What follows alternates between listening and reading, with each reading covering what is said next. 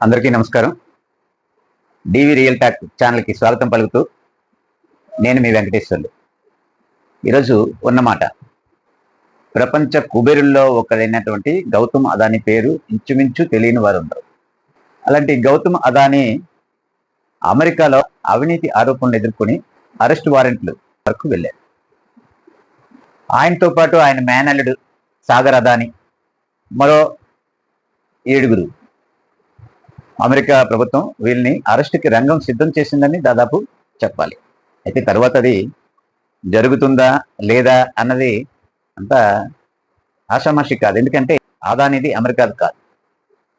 ఒక ఫారినర్ని ఈ గవర్నమెంటే అరెస్ట్ చేయాలి, అప్పచెప్పాలి, ఇలాంటి పెద్ద ప్రాసెస్. అది జరిగే పని కాదు. అలాగైతే మన దేశంలో నేరస్తులు మన దేశీయులే.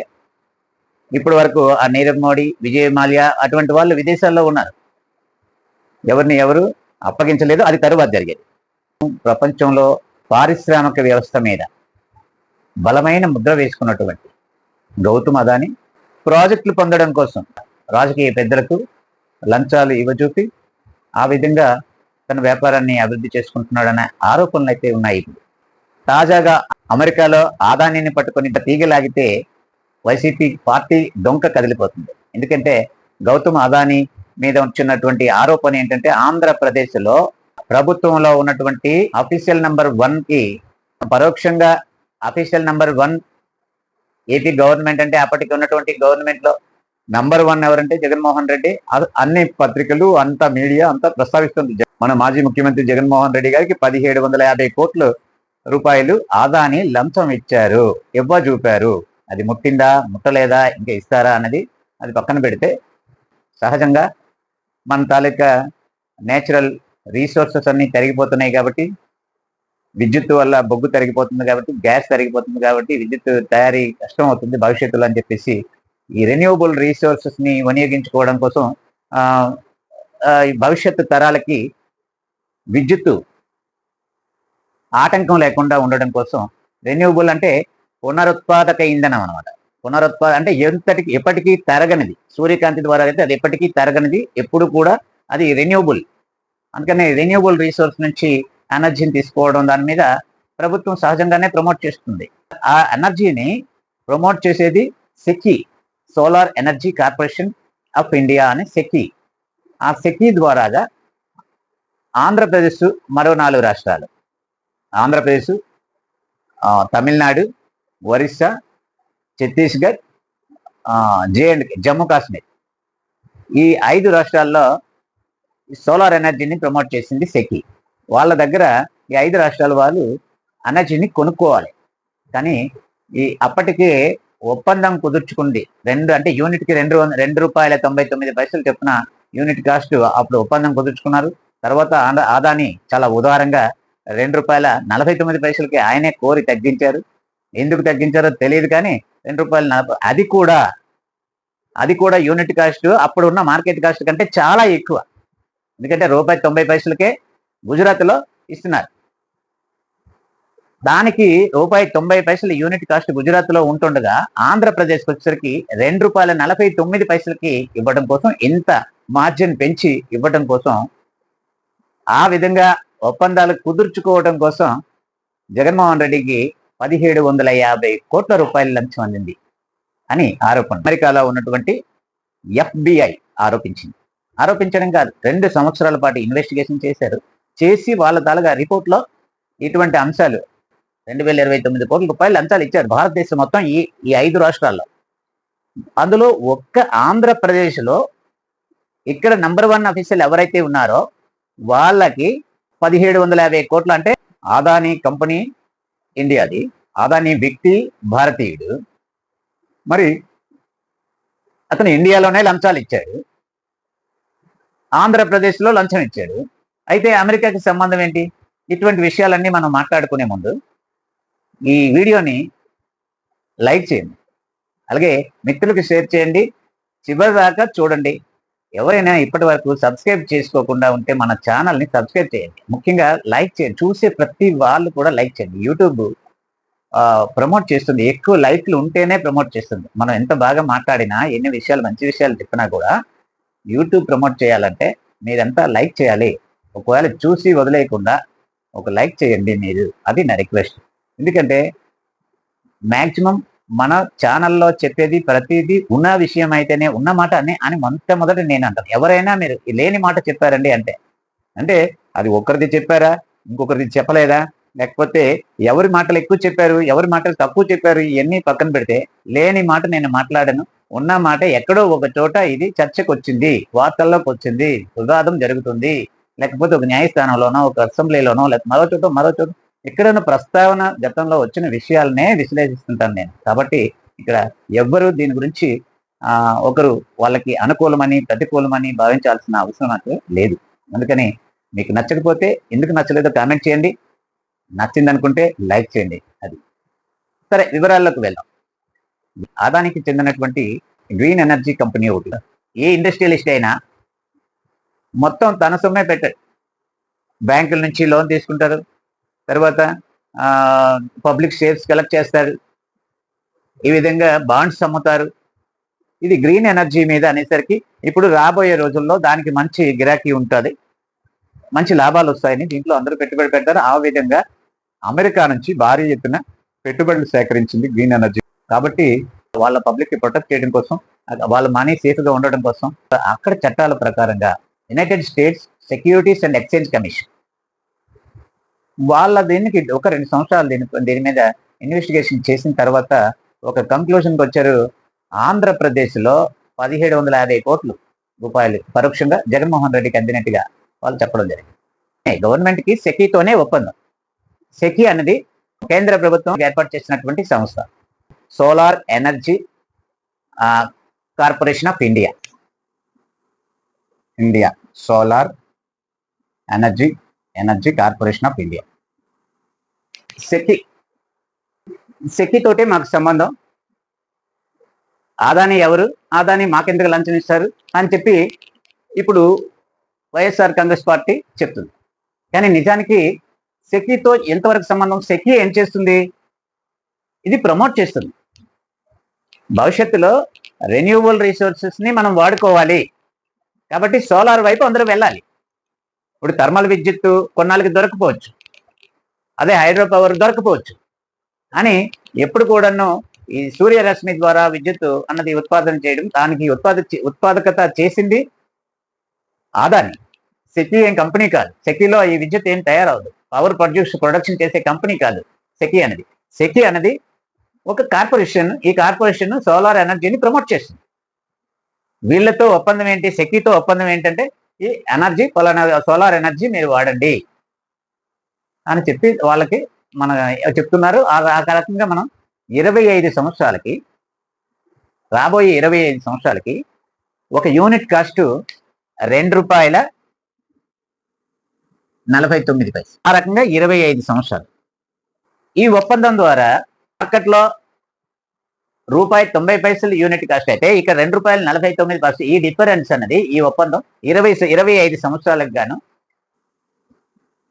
1,08,000 కోట్లు, 1,08,000 కోట్ల రూపాయలు మన మీద, ప్రజల మీద భారం పడుతుంది. 1,08,000 కోట్లకు గాను 1,750 కోట్లు లంచంగా ఆదాని జగన్మోహన్ రెడ్డికి ఇచ్చారు అని అభియోగం. అది 2 సంవత్సరాలు ఇన్వెస్టిగేషన్ చేసిన తర్వాత అమెరికాలో ఛార్జ్ షీట్, ఒక కేసులో ఛార్జ్ షీట్లో ఈయన ప్రస్తావన కూడా వచ్చింది అని ఇప్పుడు వార్తలు వచ్చాయి. దాని మీదే 2 రోజుల నుంచి చర్చ జరుగుతుంది ఎక్కడ చూసినా. ప్రతి వాళ్ళకి ఈ ఇష్యూపై ప్రధానంగా రైజ్ అయినటువంటి ప్రశ్నలు ఏంటి? ఒకటి, సెకీతో ఒప్పందం ఆదాని ఎందుకు లంచం ఇస్తాడు అనేది ఒకటోది. పవర్ ప్రొడ్యూస్ చేసే company green energy company Adani. ఈలోగా మార్కెట్లో రేట్లు తగ్గిపోయి ఒప్పందం కుదుర్చుకుంటున్నామా అనుకునే టైంకి ఒక రేట్ ఉంటుంది, తర్వాత వచ్చేదానికి మార్కెట్లో రేట్లు తగ్గుతుంది. కానీ ఆదాని ఏంటంటే ఆయనకు ఒక టార్గెట్ ఉంది. 25 సంవత్సరాలకి ఒక ఆంధ్రప్రదేశ్ నుంచి 1,08,000 కోట్ల రూపాయలు తీసుకోవడానికి ఆయనకి టార్గెట్.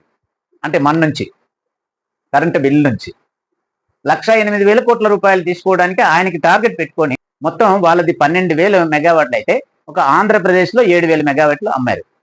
7,000 మీద ఒక మెగావాట్ ఒక మెగావాట్కి 25 లక్షలు లంచాన్ని కూడా ఒక సైంటిఫిక్ మేనర్లో తీసుకుంటున్నారు మనాలు. ఒక మెగావాట్కి 25 లక్షల రూపాయలు లంచం తీసుకుంటున్నారు. ఆ లెక్కన దానికి మల్టిప్లై చేసుకుంటే 7,000 మెగావాట్లకి 1,750 కోట్ల రూపాయలు లంచం తీసుకున్నారు. 1,750 కోట్లు ఇది ప్రజల సొమ్ము. రాబోయే 25 సంవత్సరాల్లో మన నుంచి కరెంటు ఛార్జీలు ప్రమేయం లేకుండా డిస్కమ్ కరెంటు ఛార్జీలు పెంచుకుని వెళ్ళిపోతాయి. అది అగ్రిమెంట్. ఎందుకు ఇదంతా పూలప్ చేయాలి. ₹2.49 కొన్నప్పుడు రానున్న రోజుల్లో యూనిట్ కాస్ట్ తగ్గిపోతుంది. అయినా మనం ఎక్కువ చెల్లించాల్సిన పరిస్థితి ఉంటుంది. ఇక్కడ లంచం తీసుకున్న ఫలితమే మనం అనుభవించాల్సిన పరిస్థితి వస్తుంది. ఇదే ఆర్గ్యుమెంట్ చెప్పి గతంలో పీపీఎల్ని రద్దు చేశారు. వైసీపీ గవర్నమెంట్ వచ్చి రాగానే మొట్టమొదట 2014-19 మధ్యలో కుదుర్చుకున్నటువంటి విద్యుత్ ఒప్పందాలని రద్దు చేశారు. ఫస్ట్ అది రద్దు చేయటం, మళ్ళీ ఒప్పందాలను కుదుర్చుకుంటే వాళ్ళకి రావాల్సిన కమిషన్ వాళ్ళకి వస్తాయి కదా అన్న ఆలోచనతోటి కావచ్చు. కానీ ఏది చేసినా కూడా అప్పుడు చేసినటువంటి ఆర్గ్యుమెంట్ వేరు. భవిష్యత్తు వరకు 25 సంవత్సరాలకి 20 సంవత్సరాలకి మనం ఎలా కుదుర్చుకుంటాం ఒప్పందాలు, అప్పటికి వాళ్ళ యూనిట్ కాస్ట్ తగ్గిపోతుంది కదా, అది అంత రేటు కంటిన్యూగా ఉండదు, ఇది ప్రజల మీద భారం అవుతుంది, ఇది తప్పించేస్తాం అనుకున్నా. అది రద్దు చేశారు ఇమీడియట్ గా. మరి ఇప్పుడు కూటమి ప్రభుత్వం రద్దు చేస్తుందో లేకపోతే ఆదానికి కేంద్ర ప్రభుత్వంలో ఉన్న మౌమాటం, ఆ కేంద్ర ప్రభుత్వంతోని ఇక్కడ కూటమి ప్రభుత్వంకు ఉన్నటువంటి మౌమాటం లేకపోతే ఏదైనా అడ్డొస్తుందో, ఇదంతా జగన్మోహన్ రెడ్డికి శ్రీరామ రక్షగా ఉంటుందో వేచి చూడాల్సి ఉంది. ఎందుకంటే ఈ కేసులో ఇది ఎవరికో ఏమో అయిపోద్దని మనం ఊహించలేదు. నా అంచనా ప్రకారంగా ఇప్పటి వరకు నీరవ్ మోడీకి కానీ లేకపోతే విజయ్ మాల్యాకి కానీ ఇంకా చాలా మంది చిటికేస్తే తప్పు చేయడం విదేశాలకు పారిపోవడం, తప్పు చేయడం విదేశాలకు పారిపోవడం సేఫ్ అనమాట. అలాంటిది వాళ్ళకి లేని చట్టాలు ఇప్పుడు కొత్తగా ఎక్కడన్నా చూస్తే మన మనిషిని, మన దేశస్తుడిని, మన దేశ పౌరుడిని మనకే ఇవ్వడం లేదు విదేశాలు. అంటే చట్టాల్లో ఉన్నటువంటి లోపాలు ఆ విధంగా ఉన్నాయి. అలాంటిది మన మనిషిని మన దేశం నుంచి ఎలా తీసుకెళ్ళిపోగలరు అమెరికా వాళ్ళు? అది సాధ్యపడదు. మన ప్రభుత్వాలు ఆదానిని అమెరికాకు అప్పచెప్పుతాయా? ఒకవేళ అప్పచెప్పాలి అనుకున్నప్పుడు ఆదానితో లింక్ ఉన్నటువంటి ఆర్థిక వ్యవస్థ మొత్తం ఇప్పటికే చాలా వరకు షేర్ మార్కెట్ చాలా వరకు లక్షల కోట్లకు కుదేలైపోయి చాలా మంది నష్టపోయిన వాళ్ళు నష్టపోయారు.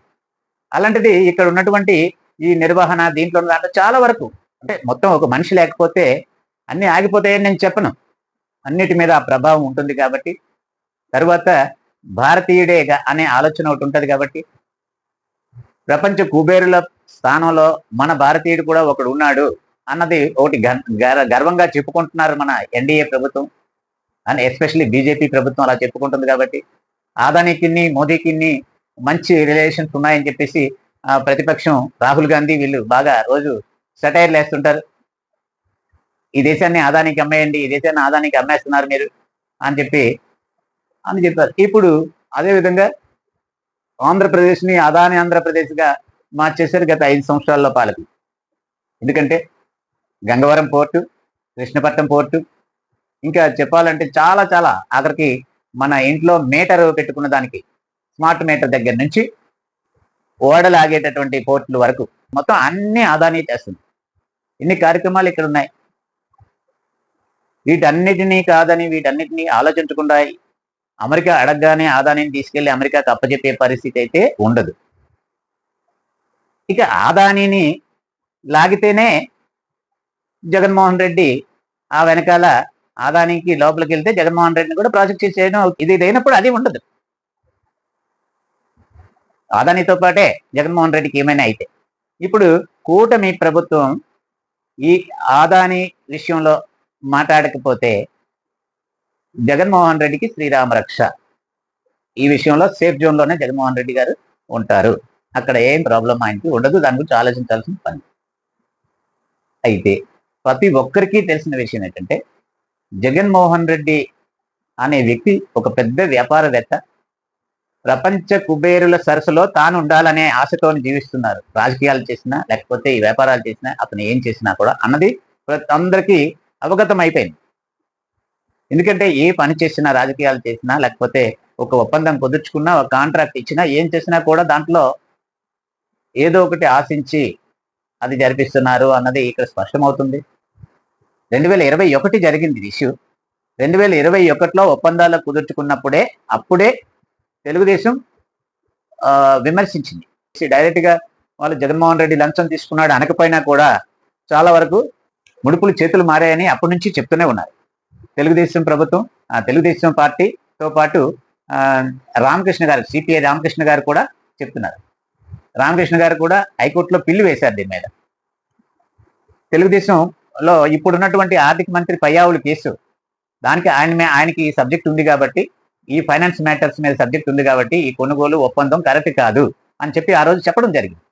చెప్పడమే కాదు, ఆ రోజు ఆయన ఏకంగాను ఇక్కడ స్టేట్ ఎలక్ట్రిసిటీ రెగ్యులేటరీ కమిషన్ కి ఫిర్యాదు చేశారు. సరే, స్టేట్ అంటే గవర్నమెంట్ వాళ్ళ చేతిలో ఉంది, ఇక్కడ మరి వాళ్ళ మీద ఏమవుతుందని ఏకంగా సెంట్రల్ ఎలక్ట్రిసిటీ రెగ్యులేటరీ కమిషన్ కూడా ఫిర్యాదు చేశారు. అయినప్పటికీ ఎప్పుడైతే వీళ్ళు ఎంత ఫిర్యాదు చేసినా అగ్రిమెంట్ ఆగలేదు. అదానికి మన రాష్ట్ర ప్రభుత్వానికి, అంటే అదానికి కాదు, సెకీకి రాష్ట్ర ప్రభుత్వానికి అగ్రిమెంట్ జరిగిపోయింది. అదాని మధ్యలో మాట్లాడేశారు, 3 సార్లు వచ్చి వెళ్ళిపోయారు. ఆ రోజు అదాని వచ్చారు, అదాని మేనల్లుడు సాగర్ అదాని కూడా వచ్చారు. తర్వాత మరి చేతులు మారిపోయేవి, అంతా జరిగిపోయింది, పని జరిగిపోయింది అని చెప్పేసి అప్పుడు అన్నారు. పిల్లు వేశారు, పబ్లిక్ ఇంట్రెస్ట్ లిటిగేషన్ వేశారు పయ్యావుల కేసు. అప్పుడు అంత ప్రయత్నం చేశారు. అంటే ప్రభుత్వంలో ఉంటుండగా వాళ్ళు చేస్తున్నటువంటి పనిని అడ్డుకోవటానికి ఒక ప్రతిపక్షంగా ఎంత చేయాలో అంత చేశారు. ఈరోజు అధికార పక్షంలో ఉన్నారు. ఆ రోజు పబ్లిక్ ఇంట్రెస్ట్ లిటిగేషన్ వేసిన వ్యక్తులు ఈరోజు ఎవరి ఇంట్రెస్ట్ చూపి ఆగిపోతారా? లేకపోతే అదే పయ్యావుల కేశవ్ గారు ఇప్పుడు ఆర్థిక శాఖలో ఉన్నారు, ఆర్థిక శాఖ మంత్రిగా ఉన్నారు, దీని మీద సరైనటువంటి యాక్షన్ తీసుకుంటారా? లేదా రాష్ట్రానికి మంచి జరగాలి, పబ్లిక్ ఇంట్రెస్ట్ లిటిగేషన్ ఆ రోజు ఎందుకు వేశారు తెలుగుదేశం పార్టీ? ఈ రోజు అదే పబ్లిక్ ఇంట్రెస్ట్ ఏమైనా ఉందా, లేకపోతే అదాని ఇంట్రెస్ట్ ఏమైనా ఉందా అన్నది ఒక ప్రశ్న. దాని మీద ఏం జరుగుతుందో వేచి చూడాల్సి ఉంది. మీ అభిప్రాయాన్ని కామెంట్ రూపంలో తెలియజేయండి. మరిన్ని అప్డేట్స్, మరిన్ని వీడియోస్ లో మనం తెలుసుకుందాం. నమస్తే.